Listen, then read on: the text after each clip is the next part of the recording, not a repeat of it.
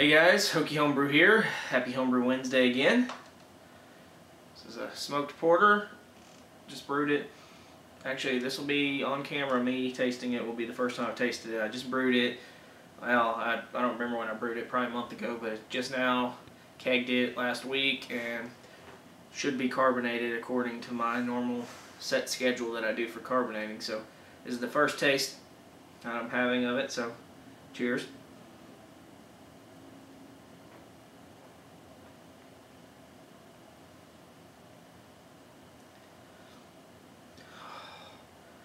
Oh my goodness.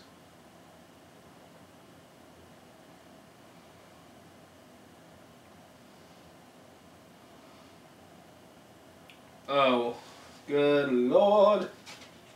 That's good.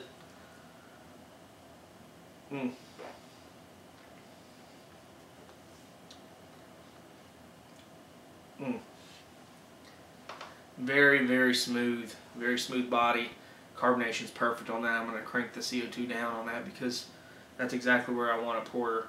What I was going for with this one was kind of a robust porter base recipe, but then adding smoke to it to make it a smoked porter. So let me pull it up here. I'm never prepared on these videos. Let's see what I did. So yeah, it's a 10. Well, it was supposed to be. Let's see what I actually got.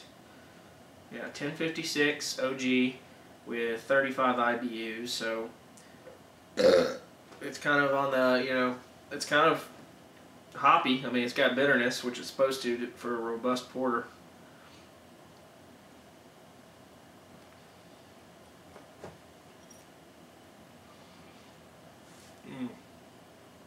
That's what I'm getting. I'm getting a little bit of bitterness, but I'm getting slight roastiness. Let's see, I used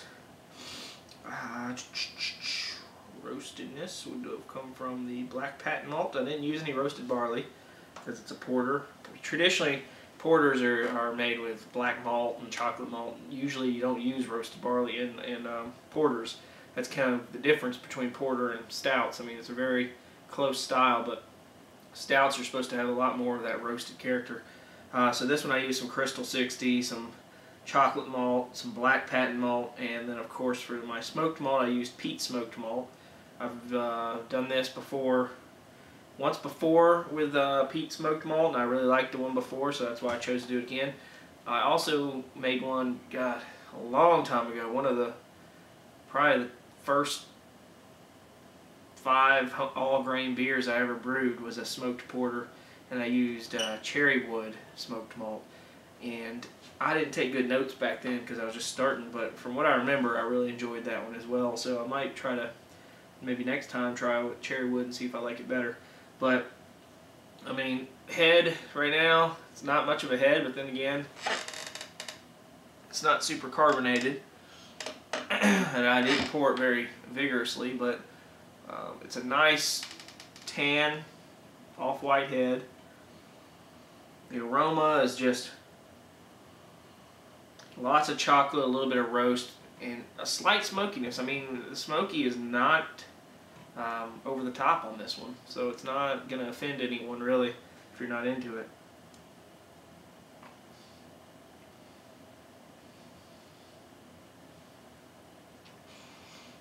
I think the best part of this beer is the body. I mean, it's just like wouldn't call it completely full body, but it's medium to medium full and just smooth. I mean, let's see if I wrote down what the final gravity was. Yeah, that's weird too because it finished out pretty low. Finished out at 1.005. Wait, that's not right. Hold on. Nope, sorry. It finished at 1.010. But it's got a great body, and the flavor is just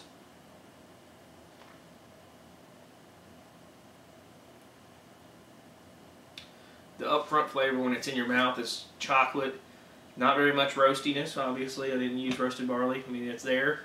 And a little bit of smoke, but what you're left with is that bitterness from the hops. You're kind of left with almost a hoppy bitterness, but also like a bitterness from the malts almost that you can get from some of these like this. It's probably from that black patent. You can get bitterness from those things. So, I mean, man, it's just fantastic. Very good beer. I'm going to have to watch myself on that one. I'm trying to save up for the holidays, for Thanksgiving, because we're having a bunch of family coming in. So I was trying to brew and have all the taps covered. And that's going to be in no, we're only out to 1.5 weeks now. So I shouldn't have to worry about drinking it all, because just to give you an update, I don't know what I did to myself, but I have been terribly, I wouldn't say ill, I haven't been sick, but I thought that's what it was. I woke up on Thursday this week, and Wednesday me and a friend were brewing, and we brewed a pale ale, and everything went as usual, and I went to bed that night, and then I got woken up at about, hey Finn, Finn wants to say hi. I got woken up at like 6 in the morning from this just terrible pain in my chest, on the right side of my, I guess this camera looks backwards, it's actually on my right side of me, and like right under my breastbone, and it was hurting really bad just on its own while I was laying there, but it particularly hurt when I would take a deep breath. If I inhaled a lot of air, it would just like, it was like somebody stabbing me with a knife there. And then I also noticed I was completely out of breath. I couldn't walk up and down the steps, and you know, I'd get it to the top of the steps and just be tired. So needless to say, that concerned me. I've never had anything like that. So I went to the doctor. Tried going to work. I went to work for half a day. I was sitting there and I just couldn't focus because it was just hurting so bad, and I couldn't barely breathe. So I went to the doctor later Thursday, and originally they thought maybe it was, you know, early onset of pneumonia or flu or something like that. But I didn't have any coughing, any runny nose, any of the traditional, you know, signs for a sickness like that. It was just this chest pain and this breathing. So they did an X-ray, and X-ray shows obviously your skeleton, just to see if it was like a rib contusion, something with the bones. Also can look at your lungs. And they looked at my lungs and my ribs, everything was fine. So the doctor was like, well, he didn't give me a straight answer. I hate when I go to the doctor and I don't get an answer, but he didn't give me an answer really. He just said, we're going to give you this anti-inflammatory medicine. You know, we think it might be, you know, maybe it's muscular or something like that. And I'm thinking, how the heck, what could I have done to pull a muscle? You know, all we did was brew, and I didn't do anything that I normally don't do, and I don't remember a point where all of a sudden I started hurting. I went to bed fine, but he gave me this anti-inflammatory. All it is aspirin, or Aleve, actually. I looked it up. It has some fancy name, but you look it up, all it is Aleve. It's like a high-dose version of it. And I've been taking that, and I rested completely for that day, and the next day, Friday, I didn't go into work. I couldn't move without, you know, just anytime if I laid on it or did any kind of movement like this, it just started hurting, and of course the breathing, and I was out of breath. And then Saturday, I laid all around all day, got a little bit better, and today's Sunday, and it's definitely improved. I'm still kind of long-winded like me talking to you right now. I'm kind of getting out of breath a little bit.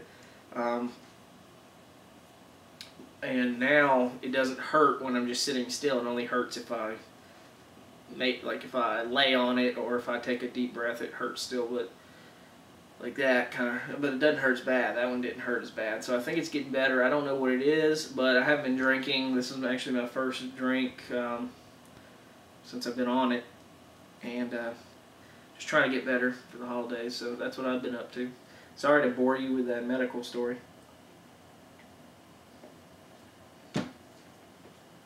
But if this has ever happened to you, or anyone you know, let me know in the comments what the heck it could be, because I don't know. I mean, at first I thought it was something like the flu or something. I was determined, because there's no way, I don't remember pulling anything, and so I thought it was in my lungs like the flu or pneumonia or something. But I haven't gotten sick. I don't have a fever. I don't have a cough. Nothing. So I'm starting, and so the more I've been sitting here with it, the more I've realized it really hurts mostly when I make a movement. It seems to be related to physical movement. If I lay on that side at night, it hurts. But if I just sit still like this, it doesn't hurt. So, you know, if it was something heart related or lung related or, you know, something like that, I feel like it would hurt, you know, randomly and not be related to movement. But anyways, if you know what it is, let me know. Cheers. So the real reason I made this video was to show you something awesome. I'm going to have to take the camera down, and the camera is about to run out of battery, so just let me cut off here and recharge it, and we'll be right back. This is what I had to show you, because this is what my brewery will be looking like here very, very shortly. This is a picture of another setup, but all of you who are Facebook friends with me probably know by now that I have ordered this bad boy. Yeah, the control panel for an all-electric brewery. And it's going to be very similar to this. If y'all have seen my setup in the basement, I've always showed you that table, that stainless steel table I have that I said was going to be for a brew setup. This is what I had in plans all along. I've been saving up. Finally got enough money to buy this control panel. And I've already got the vent hood. And I've already, you know, the control panel, I ordered all the cables and everything and the sensors that come with it. So all I have left is to buy the 3 pots, which I will be buying 3 Blickman Boilermakers, just as shown here, except I will be buying 30-gallon pots, baby. Double the size of what I got now, so I can do anything from mostly from 10 gallons up to 25 gallons if I ever want to. You could probably squeeze a 5-gallon batch in there if you want to, but it might be tough. Might have to do some special things to get it to work, but I do mostly 10-gallon batches now, and I think it's going to be freaking awesome. All electric, no more buying propane. I mean, I'm excited about this. So it's going to be similar to this. I've already got the pumps and everything. This is a picture of a boil kettle. You can see the heating element on the inside there. I ordered a hot blocker just like this to go in my boil kettle. So this is a picture of the boil kettle here, and the beer siphons out, the hops stay behind. There's a picture of their setup where they have 3. These are 20-gallon pots that they have, so I'm going to have 30-gallon pots. But they're using, I haven't decided yet how I want to do all the plumbing. Their system here seems pretty easy. They're using the silicone high temperature tubing with quick disconnects, which makes it very easy to move from one place to another and have permanent seals. There's a boil kettle picture again. There's the control panel at the bottom. So you got 3 temperature probes, one for the HLT, one for the mash, one for the boil. You got your 2 pumps here, your main power, and then you've got your 2 heating elements. And there's the sexy picture of the control panel in action, giving you readouts of all the temperatures, voltage and amps that you're pulling, so you know how much power you're using. That's actually kind of handy. And you got different, this right here is your timer, all set with alarms. Everything here you can control. You can set, you know, temps, desired temps and things like that to have things turn on and off. And there's their vent hood. Mine's different than that, but same concept. Mine's actually a lot smaller than that, probably about half the size of that, but still will do a job. And yeah, so it won't be for a while. There's the inside of the control panel. You can see how kind of complicated it can get. But yeah, this won't be happening for a while because those control panels take a while to build, and but everything's in place. So probably my guess is by February we'll be up and running, and you'll be sure to see a video on that, I promise you. So cheers guys, and happy Homebrew Wednesday.